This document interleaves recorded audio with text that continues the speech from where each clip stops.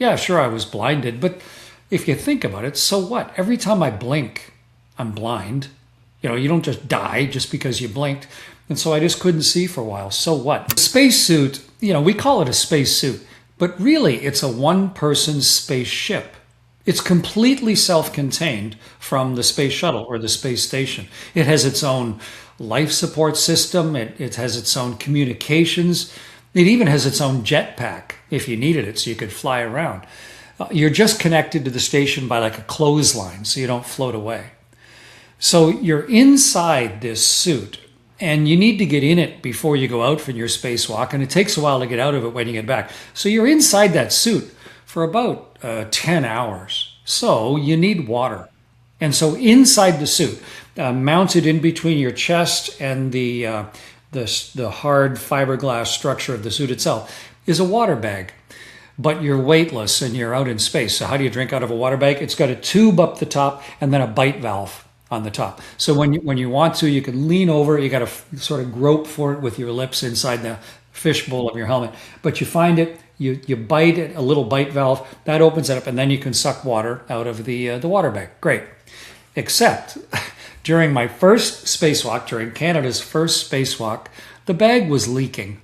And the bite valve and the tube didn't work. So the whole 10 hours, I couldn't drink any water. But also, it was leaking. And so the water was floating around inside my helmet.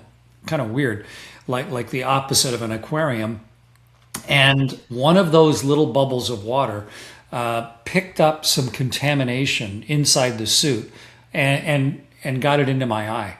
And it was instantaneously as if someone had just put something really caustic into my eye. I didn't know what it was.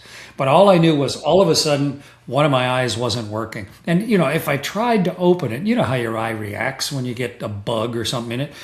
If I tried to open it, it was all blurry with tears and it hurt like crazy. And you want to rub it or something, but I couldn't touch it. So it's just like, ah. But what do you do?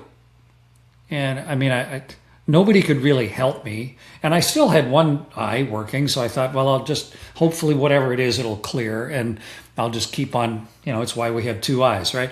I'll just keep on working. But without gravity, the tears that your eyeball is generating to try and flush out whatever that stuff is in your eye, the tears don't fall. And so that ball of tear that was being generated by the tear duct up here, it wasn't draining away, and it just got bigger and bigger and bigger till eventually it flowed across the bridge of my nose here and got into my other eye.